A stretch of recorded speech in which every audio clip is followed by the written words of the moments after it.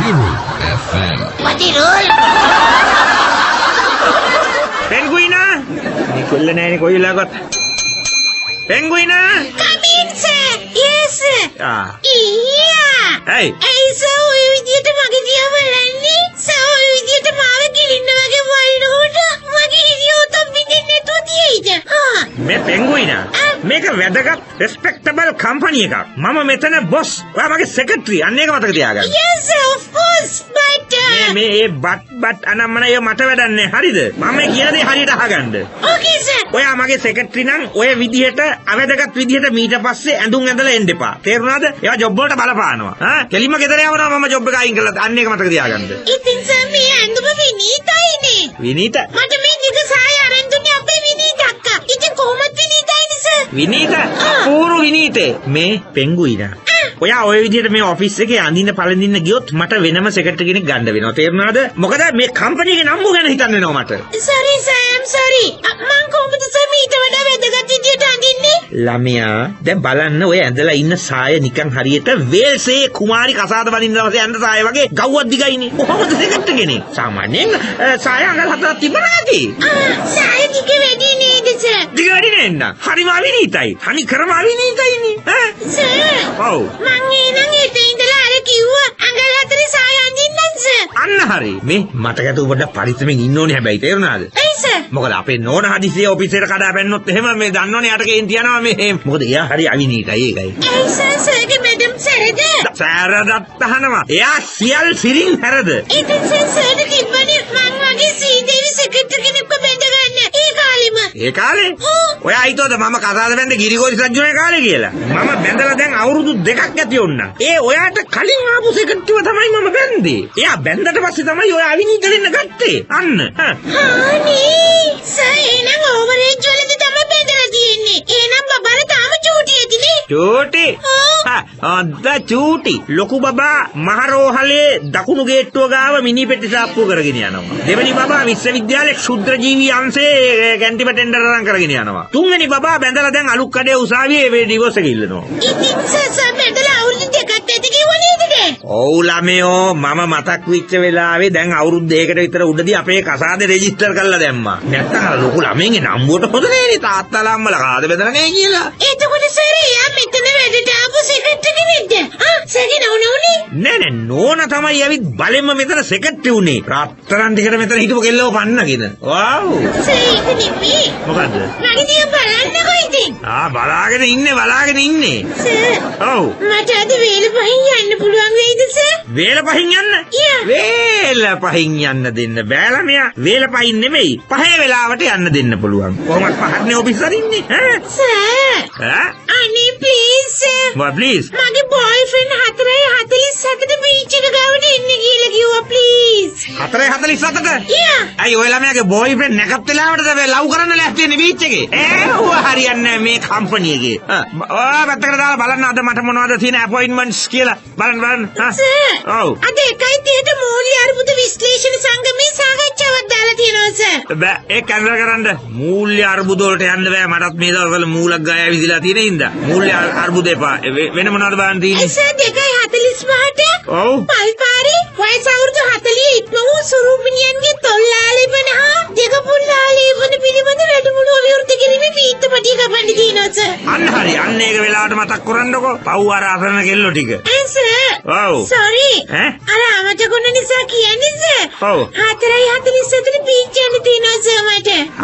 හරි ඒක මතකයි කන්නමතකුණත් මම ඒක කරලා දෙන්නම්කො වෙලාවට හරි. මේ අර අපි හදලා විකුණන්න තියෙන ගෙවල් වල ෆයිල්ස් ටික ගන්න මෙහාට. අසමේ තියෙනවා. කෝ ගන්න මෙහාට. Sir sorry. ඔව්. මෙන්න මෙහෙම කේස් එකක් තියෙනවා සර්. මොකක් කේස් එක? අපි කොන්ට්‍රැක්ට් ගත්ත ගෙවල් වලින් ගොඩක් කම්ප්ලේන්ට්ස් තියෙනවානේ සර්. කම්ප්ලේන්ට්? යා. මේක මේ මිනිස්සුන්ට අඩු ගානට දියෝමාලිගා හදලා දීලත් නිවනක් නෑනේ අපිට. මොනවාද කම්ප්ලේන්ට්ස්? සර් අර අපි අඩු ගානට ගල් කන්ද ඉඩම් අරන් හදපු අර නිවාස 10ට සර්. ඔව්. ඒ 10ම පහුගිය අනෝර වැස්සට සර් ණය ගිහිල්ලා ගෙවල් ඔක්කොම පැත්ත පාත් වෙලානේ සර්. එහෙමද? ඕ ඒ මිනිස්සු අපිට සල්ලි ඉල්ලනවා සර්. සල්ලි දෙන්න බැරි නම් ගෙවල් වෙනස් කරලා දෙන්නලු. එහෙමද? ඕ අපි දැන් ඔය ගෙවල් විකුණන්න ඇඩ්වර්ටයිසින් කළේ ස්වභාව ධර්මයට පටහැනි නොවන අයට පමණයි කියලානේ. ඒක මිනිස්සු තේරුම් ගන්න එපා. ස්වභාව ධර්මයේ හැටි ඔහම තමයි. හිටි ගමන් කුපිත වෙනවා. සර් ධර්ම කියලා හදේ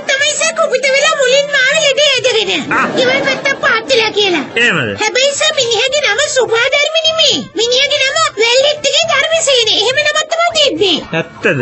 යා. හරි කමන්නේ අපි ධර්මයට මුණ දෙමුකෝ. ඒකට ප්‍රශ්නයක් නෑ.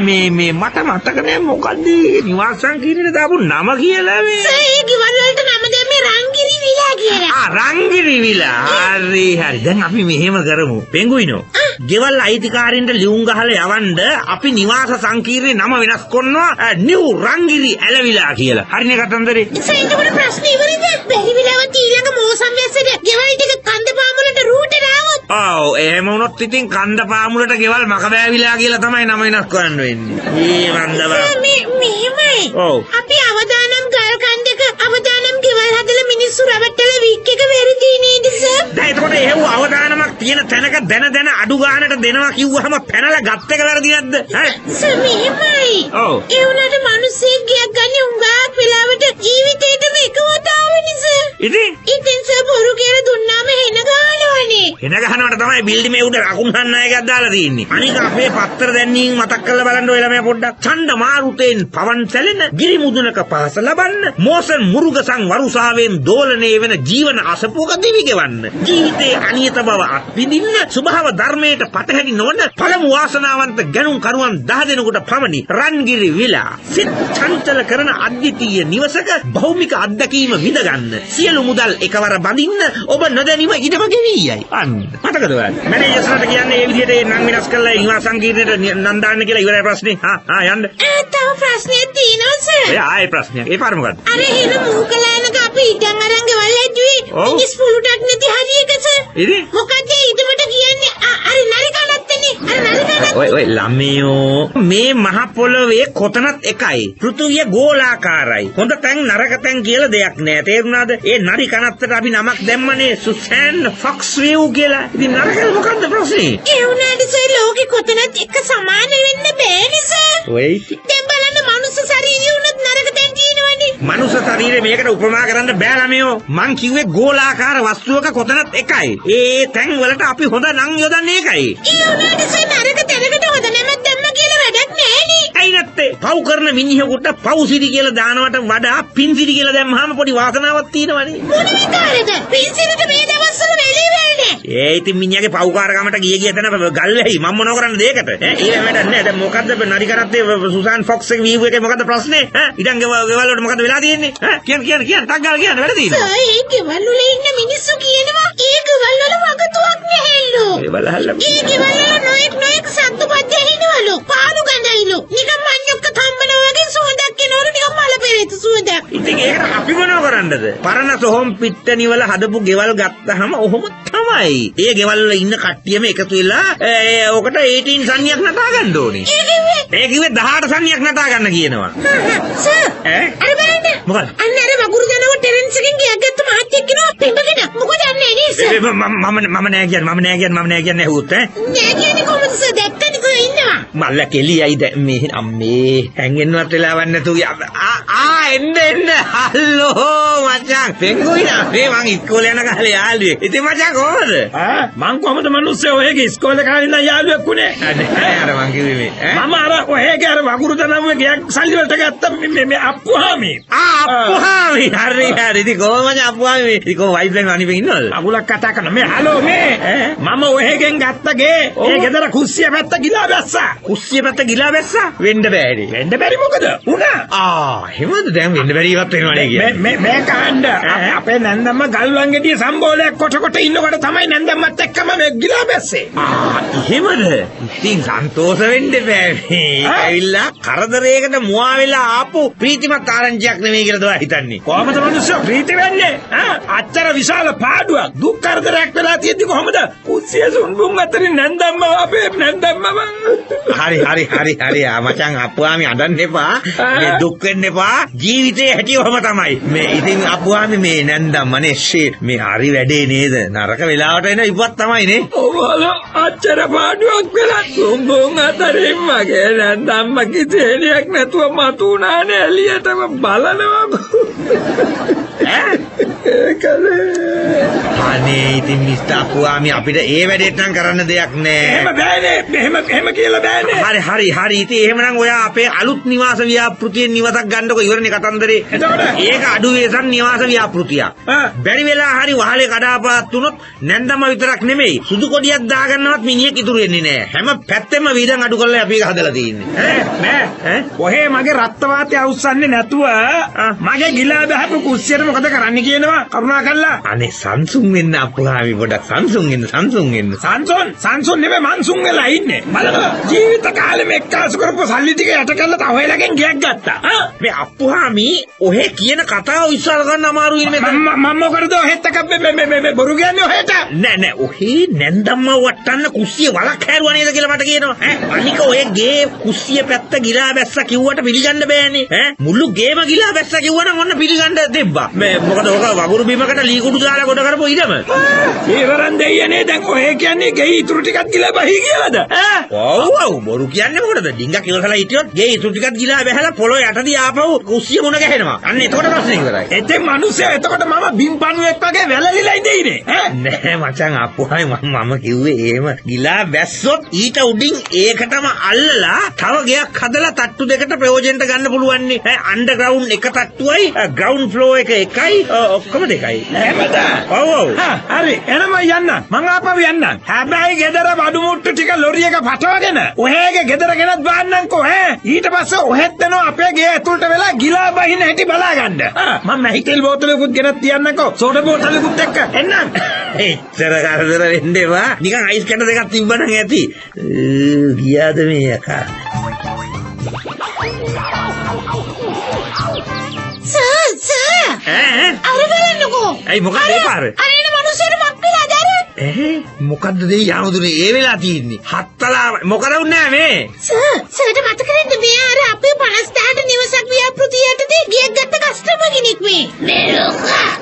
මේ බලනවා මට වෙච්ච දේ මේ බලනවා හොඳට බලනවා. ඒක තමයි මාත්මේ බැලුවේ මොකද මේ ජංගම වැටිකිලියක් වගේ කොමඩ්ඩයක් පස්ස පැත්තේ එල්ලගෙන කොහොමද ඔහොම පාරේ ආවේ? මේ ඔය මගේ මුකුත් ආගන්න බාරි. මම ඔහෙලා හදපු টয়ලට් එකේ කොමඩ් එකේ වාඩි වුණා විතරයි මගේ පස්තාක් භාගේ හිර වුණා. පස්සේ මම ඩම් එක දාලා නැගිටිනකොට කොමඩ් එකත් එක ගැලවිලා ආවා. දැන් මේ ගලවනවා. වෙන්න බෑනේ. මේ අපි හයි කලේ තනි කරන ඇමරිකන් ස්ටෑන්ඩඩ් සෙනටරි ෆිටිල්ස් නේද බැංගුයිනෝ? අනේ පය අයියෝ. බලනවා. මේක හරියට මේ කොමඩ් එක මේ පශ්චාත් භාගයට තියලා වෙල්ඩින් කළා වගේ ඉන්නේ. මේ බැංගුයිනා. අර පියදාස දෙන්න කියන්න. මෙයාව එක්කන් ගිහලා මෙයාගේ මේ පශ්චාත් භාගයේ තියෙන කොමඩ් එක අර ඉස්සරහා අඹ ගහට තියලා බැඳලා මෙයාට ඉස්සරහින් අඩි දෙකක් තුනක් ඈතින් 10 කොලයක් නිම දාන්න කියන්න. අගේට ගලව ගන්න නැද්ද බලන්න මෙයාවක. මේ පොට්ටක් ඉන්නවා. තවත් මේක විතරක් නෙමෙයි. තව මොන ප්‍රශ්න? ගෙදර ලයිට් එක දාන්න ස්විච් එක දැම්ම විතරයි නිකන් දේවතා එළියක් වගේ එකක් ගිහිල්ලා දුමක් දැම්මා. දැන් ගේ පැත්ත බලන්න එළියක් නෑ කට්ට කරුවලයි. ඉස්සරහා දොර වහනවත් එක්කම වාලේ පරාලේ බිරේටනවා. දොරේ යතුරු දාලා යතුරු ගන්නවත් එක්කම යතුරු කාඩුව අතට ආවා. ඒ විතරක් කුස්සිය දොර වහලා තියෙද්දි සමනලේ පියාඹගෙන ඇවිත් දොරේ වැටිලා දොර ගැලවිලා බිමරටුණා. ඉතින් හරි. මං ඔය මහත්තයට අලුතෙන් ගයක් දෙන්නම්කෝ. ඉවරනේ කතන්දරේ මං ගාන්නේ. දැන් හිත හදා ගන්න. ඔන්න කොමඩ් එක මේ ගලව ගන්නකෝ. අන්නර පියදාසට කියලා. පියදාස. සර්. පියදාස මෙයාගේ ගෙට අල්ලපු ගෙදර කෙනාගේ කොමඩ් එක ඉර වෙලා ඇවිල්ලා ගලවනවා සන්න එළියේ. එහෙමද? එහෙමනම් වාට නම්බර දෙක තමයි ගන්න වෙන්නේ. කවක් නෑ ඔය මහත්මයාට මං කොහොමත් අලුතෙන් ගයක් දෙනවා. ඉවසලා ඉන්නකෝ. මේ මට මෙන්න මේක ඇදලා ගලවලා දෙනවා. මට අලුත් ගෙවල් එපා. මට ඕනේ ඒ ගේමයි. ස්විච් එක දැම්මම ගේ ගිනි අරන් අලුණක් කමක් නෑ. මට ඕනේ ඒ ගේමයි. අලුත් ගෙවල් එපා. යකඩෝ මාර වැඩන්නේ. මේ අලුතෙන් ගයක් දෙන්න හදද්දි එපා කියන්නේ. ඇයි මහත්තයා ඔය විනාශ වෙච්ච ගේම ඉන්න කල්පනා කරන්නේ? ඒ ගේ ඇතුලේ මේ වගේ විපර්යාස සිද්ධ වෙනකොට මගේ දරුවොත් නැති නෝන මාව අතහැරලා ගියා. ඒ වදක භාර්යාවගෙන් නිදහස් වෙච්ච එක මම නව වසරේ ප්‍රාර්ථනා කරපු ප්‍රාර්ථනාවක් ඉෂ්ට වීමක්. මරුනේ. එතකොට අල්ලපු ගෙදර මිනිස්සු නැතුව දරුවෝ දෙන්නත් එක්ක තනි වෙලා ඉන්න මල්මදාරට. මල්මදාරට පිට වෙන්න ලැබිච්ච එක තව වාසනාවක් මට. ඉතින් මං හිතන්නේ එතන තමයි මගේ ජය භූමිය. ඒක නිසා මට එතනම ඕනේ. හැබැයිද එහෙමනම් මහත්තයෝ ඔය පශ්චාත් භාගයට හිරවිච්ච කොමඩ් එක ඔහමම තියෙන්න අරිනවකෝ පශ්චාත් භාගයටම ඇටච් කරපු කොමඩ් එකක් හම්බු වෙච්ච ලෝකේ ඉන්න වාසනාවන්තම මහත්තයා කියලා අපි හෙට පත්තරේ දාන්නම්කෝ ඉවරනේ කතන්දරේ